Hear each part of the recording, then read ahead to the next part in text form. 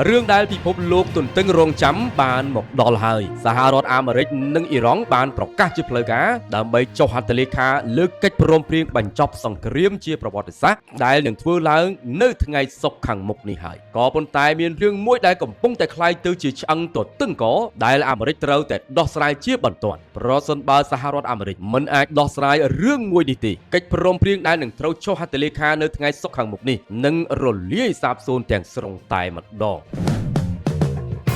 Infosia លោកអនកាយគោរពជំរាបសួរបងប្អូនប្រិយមិត្តទេសនិកជនជនរួមជាតិជាទីគោរពរាប់អានស្វាគមន៍ជាថ្មីម្ដងទៀតមកកាន់វីដេអូអាប់ដេតព្រឹត្តិការណ៍ព័ត៌មានជាតិនិងអន្តរជាតិសំខាន់ៗដែលផ្សាយចេញពី Channel Infosia សហគមន៍អន្តរជាតិនិងទីផ្សារសេដ្ឋកិច្ចពិភពលោកទាំងមូលបានទទួលនៅការភ្ញាក់ផ្អើលយ៉ាងខ្លាំងនាព្រឹកថ្ងៃច័ន្ទទី15ខែមិថុនាឆ្នាំ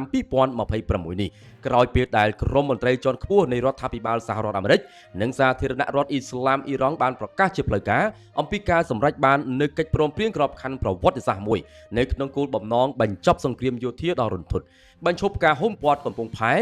និងប្រកាសបើកច្រកសមុទ្រយុទ្ធសាស្ត្រហកមូលឡើងវិញដែលនេះគឺជាកិច្ចព្រមព្រៀងបឋមដ៏មានឥទ្ធិពលបណ្ដាលឲ្យតម្លៃប្រេងឆៅនៅលើទីផ្សារពិភពលោកត្រូវបានដួលរលំហើយចុះថោកភ្លាមតែម្ដងរដ្ឋធានីធិបតីសហរដ្ឋអាមេរិកលោកដូណាល់ត្រាំបានសរសេរបង្ហោះសារយ៉ាងក្តៅគគុកមួយនៅលើបណ្ដាញសង្គមផ្ទាល់ខ្លួន Truth Social របស់លោកកាលពីវេលាម៉ោង 5:30 នាទីល្ងាចនៅក្នុងទីក្រុង Washington ថាកិច្ចព្រមព្រៀងជាមួយសាធារណរដ្ឋអ៊ីស្លាមអ៊ីរ៉ង់ពេលនេះគឺបានសម្រេចពេញលេញហើយការប្រកាសដ៏គួរឲ្យភ្ញាក់ផ្អើលរបស់មេដឹកនាំអាមេរិករូបនេះបានធ្វើឡើងភ្លាមបន្ទាប់ពីនាយករដ្ឋមន្ត្រីប៉ាគីស្ថានគឺលោកស៊ីបាសារីបដែលជាប្រទេសអង្គទូតកណ្ដាលដើរតួជាអ្នកសម្របសម្រួលការទូតដ៏សំខាន់បានប្រកាសជាសាធារណៈថាភាគីចំនួនទាំងពីរបានឈានដល់ការព្រមព្រៀងគ្នាកាលពីព្រឹកព្រលឹមថ្ងៃច័ន្ទនេះហើ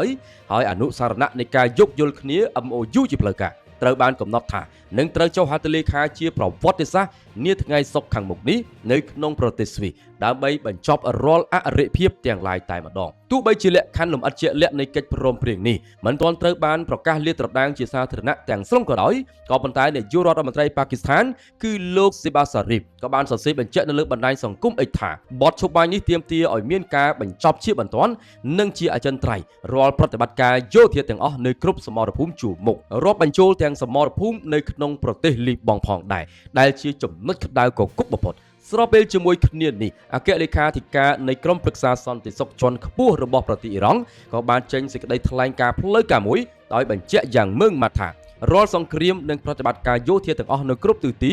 រួមទាំងសកម្មភាពប្រយុទ្ធគ្នានៅក្នុងប្រទេសលីបង់នឹងត្រូវបានបញ្ឈប់ជាស្ថាពរចាប់ពីយប់ថ្ងៃច័ន្ទនេះតទៅក៏ប៉ុន្តែអ្វីដែលជាចំណុចគួរឲ្យកត់សម្គាល់និងបារម្ភបំផុតនោះគឺមិនទាន់មានការឆ្លើយតបឬក៏ប្រតិកម្មភ្លាមណាមួយពីសំណាក់រដ្ឋាភិបាលទីក្រុងទេលអាវីវនៃប្រទេសអ៊ីស្រាអែលដល់ទេដោយភាគីអ៊ីស្រាអែលតែងតែអះអាងថាខ្លួនមិនមែនជាភាគីពាក់ព័ន្ធនៅក្នុងការចរចាជាសម្ងាត់រវាងអាមេរិកនិងអ៊ីរ៉ង់នោះឡើយសមរភូមិនៅក្នុងប្រទេសលីបង់បានคล้ายទៅជាចំណុចទាល់ច្រកដ៏ធំមួយនៅក្នុងការចរចាពីព្រោះតែនៅក្នុងរយៈពេលប៉ុន្មានសប្តាហ៍កន្លងទៅនេះទាំងកងទ័ពអ៊ីស្រាអែលនិងក្រុមសកម្មប្រយុទ្ធហេបូឡាតែងតែធ្វើការវាយប្រហារដាក់គ្នាទៅវិញទៅមកដោយមិនខ្វល់អំពីការអំពាវនាវរបស់លោកដូណាល់ត្រាំឡើយចំណុចយុទ្ធសាស្ត្រដ៏សំខាន់និងជាប្រវត្តិសាស្ត្រនៅក្នុងកិច្ចព្រមព្រៀងថ្មីនេះគឺជាការប្រកាសបើកច្រកសមុទ្រដ៏មានឥទ្ធិពលអកមោះឡើងវិញដែលជាផ្លូវទឹកដឹកជញ្ជូនប្រេងនិងឧស្ម័នដ៏សំខាន់បំផុតរបស់ពិភពលោកបន្ទាប់ពីត្រូវបានកងទ័ពអ៊ីរ៉ង់បិទជិតអស់រយៈពេលជាច្រើនខែកន្លងមកលោកប្រធានាធិបតីដូណាល់ត្រាំបានប្រកាសយ៉ាងច្បាស់ថា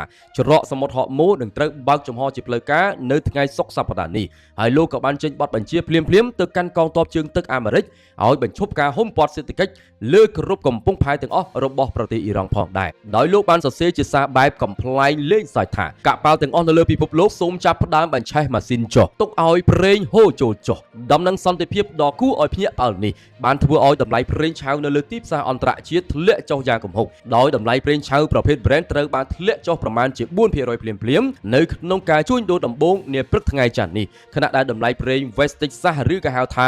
WTI របស់អាមេរិកបានធ្លាក់ចុះរហូតទៅដល់ 4.6% 1% ដែលជាហេតុធ្វើឲ្យទីផ្សារភាគហ៊ុនធំៗនៅក្នុងតំបន់អាស៊ីហក់ឡើងខ្ពស់ត្រឡប់ដែរការផ្ទុះឡើងនៃសង្គ្រាមអ៊ីរ៉ង់ចាប់តាំងពីថ្ងៃទី8ខែកុម្ភៈឆ្នាំ2026កន្លងទៅបានបណ្ដាលឲ្យមនុស្សរាប់លាននាក់បាត់បង់អាយុជីវិតដែលភាគច្រើននៅក្នុងទឹកដីអ៊ីរ៉ង់និងលីបង់ហើយវាបានក្លាយទៅជាបន្ទុកនយោបាយដ៏ធ្ងន់ធ្ងរសម្រាប់លោកដូណាល់ត្រាំមុនការបោះឆ្នោតពាក់កណ្ដាលអាណត្តិនាខែវិច្ឆិកាខាងមុខនេះព្រោះតែប្រជាជនអាមេរិកខឹងសម្បាជាមួយតម្លៃប្រេងសាំងឡើងថ្លៃខ្លាំងពេកទោះបីជាយ៉ាងណាក៏ដោយកិច្ចព្រមព្រៀងនេះក៏រងការរិះគន់យ៉ាងចាស់ដៃពីសំណាក់គណៈបកប្រឆាំងរបស់សហរដ្ឋអាមេរិកផងដែរដោយអតីតអ្នកនាំពាក្យក្រសួងការបរទេសនៃរដ្ឋបាលលោក Joe Biden គឺលោក Matthew Miller ក៏បានថ្លែងថាលោក Donald Trump បានធ្វើការលះបង់និងផ្ដល់សម្បត្តិដ៏ធំធេងទៅឲ្យប្រទេសអ៊ីរ៉ង់ដើម្បីតែទទួលបានមកវិញនៅស្ថានភាពដដែលមុនពេលដែលលោកបានចាប់ផ្ដើមបង្កសង្គ្រាមនេះឡើងលោក Miller បានគូបញ្ជាក់ដោយក្តីបារម្ភថាយើងមិនមានការធានាណាមួយថាកម្មវិធីអាវុធនុយក្លេអ៊ែររបស់អ៊ីរ៉ង់នឹងត្រូវបានដោះស្រាយនោះទេប៉ុន្តែអ៊ីរ៉ង់បានបង្ហាញឲ្យពិភពលោកឃើញថាខ្លួនអាចចាប់សេដ្ឋកិច្ចសកលលោកធ្វើជាចំណាប់ខ្មាំងបានដើម្បីដូរយកផលប្រយោជន៍ពីសហរដ្ឋអាមេរិកផ្ទុយទៅវិញអនុរដ្ឋមន្ត្រីការបរទេសរបស់អ៊ីរ៉ង់គឺលោក Kazem Garibabadi បានលាតត្រដាងថាកិច្ចព្រមព្រៀងដ៏ធំទូលាយជាងនេះនឹងត្រូវបានបន្តការចរចាគ្នាយ៉ាងម៉ត់ចត់បន្ថែមទៀតនៅក្នុងកំឡុងពេលនៃការអនុវត្តបទឈប់បាញ់រយៈពេល60ថ្ងៃដែលរួមមានទាំងការដកលក្ខខណ្ឌសេដ្ឋកិច្ចទាំងស្រុងទៅលើប្រទេសអ៊ីរ៉ង់ចំណែកឯសមាជិកព្រឹទ្ធសភាជាន់ខ្ពស់ខាងគណៈបកសាធារណរដ្ឋគឺលោក Lindsey Graham ដែលជាអ្នកមាននិន្នាការប្រឆាំងអ៊ីរ៉ង់ដាច់ខាតបានសម្ដែងការគាំទ្រចំពោះកិច្ចព្រមព្រៀងមួយនេះប៉ុន្តែលោកបានប្រមានថានឹងតាមដានយ៉ាងដិតដល់ចំពោះការចរចាអំពីកម្មវិធីអាវុធនុយក្លេអ៊ែរព្រោះតាមច្បាប់អាមេរិករាល់កិច្ចព្រមព្រៀងនុយក្លេអ៊ែរទាំងអស់ត្រូវតែបញ្ជូនទៅរដ្ឋសភាដើម្បីពិនិត្យនិងបោះឆ្នោតអនុម័តជាចុងក្រោយរបាយការណ៍បានបង្ហាញថាការសម្រេចបាននូវកិច្ចព្រមព្រៀងជាប្រវត្តិសាស្ត្រនេះត្រូវបានធ្វើឡើងទោះបីជាមានការវាយប្រហារយ៉ាងខ្លាំងក្លាពីសំណាក់កងទ័ពអ៊ីស្រាអែលនៅលើទឹកដីលីបង់កាលពីថ្ងៃអាទិត្យកន្លងទៅដែលរងការរិះគន់យ៉ាងខ្លាំងពីថ្នាក់ដឹកនាំអ៊ីរ៉ង់និងលោកត្រាំក៏ដោយនាយករដ្ឋមន្ត្រីអ៊ីស្រាអែលលោក Benjamin Netanyahu បានបង្ហាញជំហរខ្វែងគំនិតគ្នាយ៉ាងខ្លាំងជាមួយនឹងលោក Donald Trump ជុំវិញការទាមទាររបស់សហរដ្ឋអាមេរិកដែលបង្ខំឲ្យអ៊ីស្រាអែលកាត់បន្ថយឬក៏បញ្ឈប់ប្រតិបត្តិការយោធារបស់ខ្លួននៅក្នុងប្រទេសលីបង់ដើម្បីទុកឱកាសឲ្យអាមេរិកអាចឈានទៅចុះកិច្ចព្រមព្រៀងសន្តិភាពជាមួយនឹងអ៊ីរ៉ង់នៅក្នុងកិច្ចសម្ភាសផ្ដាច់មុខជាមួយនឹងសារព័ត៌មាន New York Times លោកប្រធានាធិបតី Donald Trump បានហៅនាយករដ្ឋមន្ត្រីអ៊ីស្រាអែលលោក Netanyahu ត្រង់ចំពោះមុខថាគឺជាមនុស្សម្នាក់ដែលពិបាករស់នៅជាមួយនិងដោះស្រាយបំផុតហើយលោកបានប្រកាសក្តៅថាមេដឹកនាំអ៊ីស្រាអែលរូបនេះគួរតែថ្លែងអំណរគុណដល់រូបលោកដែលបានជួយសង្គ្រោះប្រទេសអ៊ីស្រាអែលឲ្យរួចផុតពីការវាយប្រហារនៃការគំរាមកំហែងអាវុធនុយក្លេអ៊ែរពីសំណាក់ប្រទេសអ៊ីរ៉ង់យោងតាមប្រភពផ្ទៃក្នុងមុនពេលប្រកាសកិច្ចព្រមព្រៀងនេះអាមេរិកបានយល់ព្រមការដោះលែងប្រាក់បង្កករបស់អ៊ីរ៉ង់ចំនួន$25,000 លានអាមេរិកជាការដោះដូរទៅនឹងការអនុញ្ញាតឲ្យមានការបំផ្លាញឬក៏រុះរើកម្មវិធីអាវុធនុយក្លេអ៊ែររបស់អ៊ីរ៉ង់ទាំងស្រុងតាមរយៈការធ្វើឲ្យអ៊ុយរ៉ានីញ៉ូមថយចុះកម្រិតសុទ្ធនៅក្នុងដីអ៊ីរ៉ង់ផ្ទាល់តែម្ដងបងប្អូនប្រិយមិត្តទេសនិកជនជាទីគោរពរាប់អានបងប្អូនប្រហែលជាយល់ច្បាស់ហើយបន្ទាប់ពីស្ដាប់នៅព្រឹត្តិការណ៍ព័ត៌មានដែលខ្ញុំធ្វើការដកស្រង់ចេញពីបណ្ដាសារព័ត៌មានធំរបស់ពិភពលោកអំបញ្ញមិញនេះអញ្ចឹងចំណុចដែលពិបាកនឹងคล้ายទៅជាឆ្អឹងទទឹងករបស់អាមេរិកនិងអ៊ីរ៉ង់នៅពេលនេះគឺអ៊ីស្រាអែលនេះឯងសូម្បីតែសហរដ្ឋអាមេរិកក៏មិនអាចបញ្ឈប់សកម្មភាពរបស់លោកនេតាន់យ៉ាហ៊ូបានដែរយើងនឹងបន្តរងចាំមើលថាតើការចុះហត្ថលេខាលើកិច្ចព្រមព្រៀងនាថ្ងៃសុក្រខាងមុខនេះអាចទៅរួចដែរឬទេប្រសិនបើលោកនេតាន់យ៉ាហ៊ូនៅតែបន្តវាយប្រហារទៅលើលីបង់មិនដកដៃដូច្នោះបងប្អូននឹងបានទទួលព្រឹត្តិការណ៍ព័ត៌មានជាបន្តបន្ទាប់នៅក្នុង Channel Infosian នេះគ្រាន់តែចុច Subscribe លើ Channel Infosian ជាការស្រេចពេញចិត្តវីដេអូនេះកុំភ្លេចធ្វើការ Like Comment និង Share ទៅកាន់បណ្ដាញសង្គមឲ្យបានគ្រប់គ្នាផងសូមអរគុណសូមជម្រាបលា Infosian